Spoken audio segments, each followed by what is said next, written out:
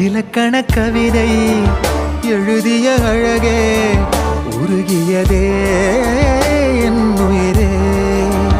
உனதிரு விழிகள் இமைத்திடும் பொழுதில் பகலிரவு உரைகிறதே.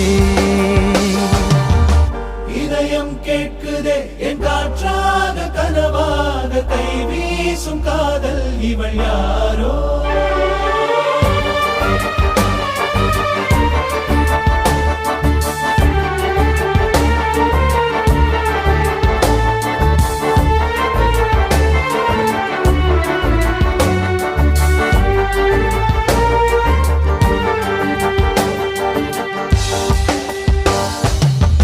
தேவதையின் விழியில் விழா காணும் பொன்வானம் அழைக்குது அருகில்.